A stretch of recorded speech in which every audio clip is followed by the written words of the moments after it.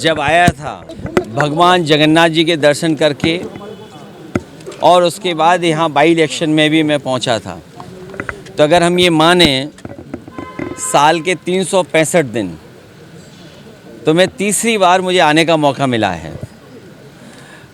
और उस समय जब बाई इलेक्शन था तो मैंने एक बात मंच के माध्यम से जनता के बीच में रखी थी कि हम पीडीए का पेड़ लगाने आए हैं और हमें उम्मीद है उड़ीसा की जनता, जो उनका पुराना समाजवादी आंदोलन रहा है जिसमें नेताजी और यहाँ के बहुत बड़े नेता विजू पट्टनायक जी और तमाम समाजवादी विचार के लोग साथ आकर के एक बड़ी ताकत बने थे। हमारी कोशिश होगी कि पीडीए को हम लोग आगे बढ़ाएं, साथ ही साथ उड़ीसा हम लोग आते रहेंगे। बीजेपी से जो लड़ने वाले दल हैं, बीजेपी जब पूरे देश में एक्सपोज होगी तब दिल्ली से हटेगी। बीजेपी का जो एजेंडा है वो कम्युनल एजेंडा है और बीजेपी जब जब कमज़ोर होती है और जब बीजेपी को लगता है कि विकास के माध्यम से या जो उन्होंने अपने मैनिफेस्टो में जनता को सपने दिखाए थे, अगर वो सपने पूरे होते नहीं दिखाई देते हैं तो वो कम्युनल रास्ता अपनाते हैं। कहीं भी देखेंगे आप तो बीजेपी जब कमज़ोर होती है या जो उन्होंने मैनिफेस्टो में जनता को वादे पूरे करने की बात जो रखी होती है अगर पूरा नहीं कर पाते हैं तो वो कम्युनल रास्ता। इसीलिए समाजवादी पार्टी डिवीज़न की पॉलिटिक्स नहीं करना चाहती है, हम सबको जोड़ के राजनीति करना चाहते हैं।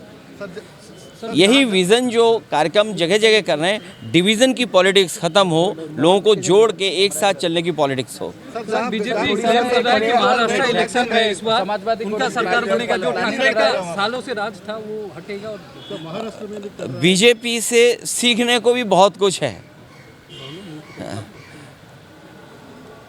वो पॉलिटिकल पार्टी नहीं है, वो पॉलिटिकली प्रोफेशनली रन करते हैं अपने आप को। और जो नया ज़माना है डाटा चोरी का, कभी सोचा था आपने 5 साल पहले 3 साल पहले कि इलेक्शन होने जा रहा हो, कोई पॉलिटिकल पार्टी अपनी एजेंसियां लगाए और डाटा चोरी करने के लिए जाएं? तो ये नए तरह की चीज़ें हैं। प्रोफेशनल पॉलिटिक्स करती है बीजेपी प्रोफेशनल गिनती करके डेटा पे एक एक बिंदी बैठा करके तब फैसला लेते हैं। इसलिए जिसको हराना है बीजेपी को, उसको उसी तरीके से तैयारी करनी पड़ेगी। और बीजेपी का रिसोर्सेज की कोई कमी नहीं है। उड़ीसा उनके हाथ में है तो रिसोर्सेज की कहाँ कमी होगी। जो जिस स्टेट पर भंडार हो नेचुरल रिसोर्सेज का, और वो जनता के लिए आए, गरीब जनता के लिए रिसोर्सेज इस्तेमाल हो। लेकिन बीजेपी अपने आप को मजबूत करने के लिए रिसोर्सेज यूज़ करती है। AR रहमान ने आरोप लगाया 8 साल से उनको बॉलीवुड में काम नहीं मिला, कम्युनल वजह से, वो मुस्लिम है इस वजह से। मैंने सुना नहीं उन्हें, लेकिन मुझे खुशी है इस बात की कि मैं AR रहमान का बहुत बड़ा फ़ैन रहा हूँ और उनके गाने रिलीज़ होने से पहले ही टॉप चार्ट पे रहते थे। जब तक लोगों के बीच में आते नहीं थे तो उससे पहले ही टॉप चार्ट में दिखने लगते थे। अपने देश के और दुनिया के बड़े हैं AR रहमान, पॉपुलर हैं। और मुझे खुशी इस बात की है कि नेताजी का एक दिन जब जन्मदिन मनाया था तो पूरे देश में अगर किसी गांव में उन्होंने परफॉर्म किया है तो वो हमारे गांव में परफॉर्म किया उन्होंने। और आर्ट के लिए, म्यूज़िक के लिए, कल्चर के लिए किसी को भेदभाव की नज़र से नहीं देखना चाहिए।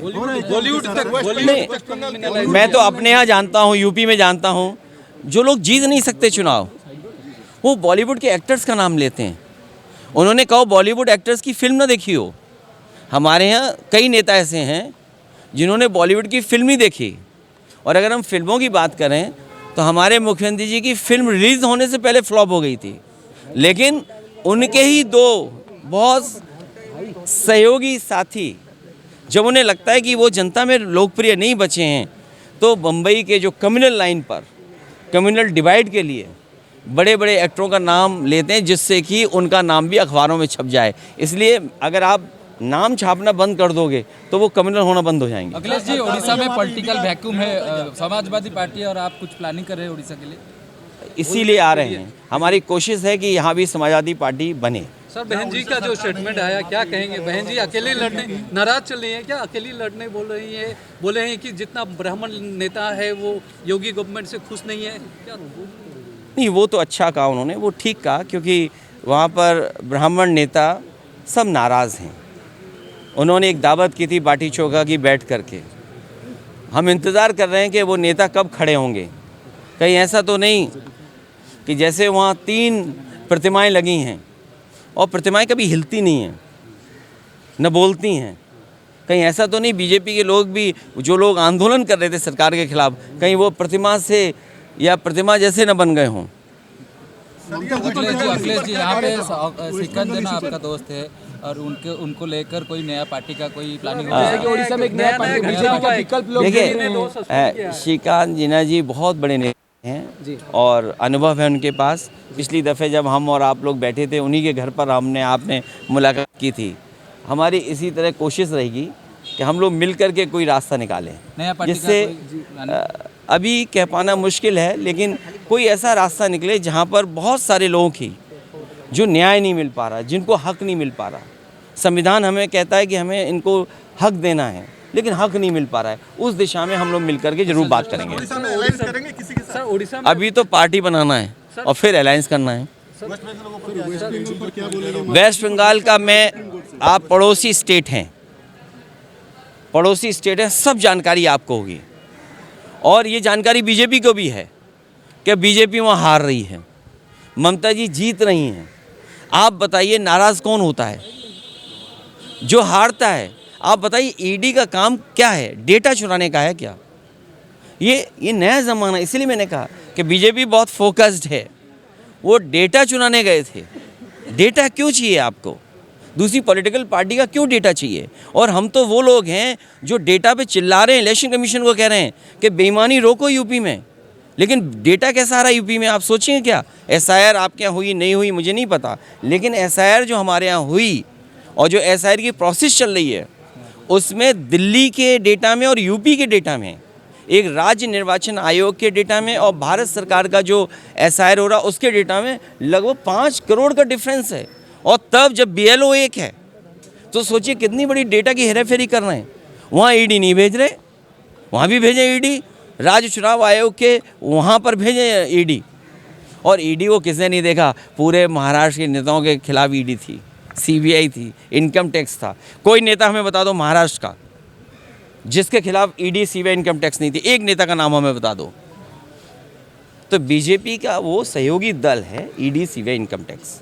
जैसे हमारे प्रकोष्ठ होते हैं, यूथ है, महिला विंग है, इसी तरह बीजेपी के वो विंग हैं और बीजेपी उनसे समय समय पे काम लेती है। चाहे वो बिहार का इलेक्शन हो तो बिहार में काम लेंगे, अभी यूपी में इलेक्शन हो तो यूपी में काम लेंगे, लेकिन उनके नेता कुछ भी करेंगे। जैसे हम तो आपको राय देते हैं, खांसी हो तो यूपी वाले कोडिन मत लेना, बीजेपी वाली कोडिन मत लेना। वो खांसी की जो दवा है वो जान ले लेती है, बच्चों की जान गई सोचिए आप। तो वहाँ ईडी क्यों नहीं जा रही है? वहाँ इनकम टैक्स के लोग क्यों नहीं जा रहे हैं? और ईडी ने खुद बोला है एक जगह पर कि 800 करोड़ का घोटाला है। 800 करोड़ तो प्राइमरी उसमें इंक्वायरी में दिख रहा है। ये ईडी CBI वहाँ जाती है जहाँ बीजेपी को किसी को परेशान करना हो। दिल्ली के मुकाबले AQI उड़ीसा में भी बढ़ गया, दिल्ली से ज़्यादा बढ़ गया, इसी माहौल ये हो रहा है इसलिए आए? नहीं, यहाँ पेड़ तो ज़्यादा हैं, लेकिन AQI क्यों बदल रहा है ये तो समझ में नहीं आ रहा। ऑटोमोबाइल की वजह से, इंडस्ट्री की वजह से। दिल्ली के AQI तभी ठीक हुआ जब बीजेपी हटेगी।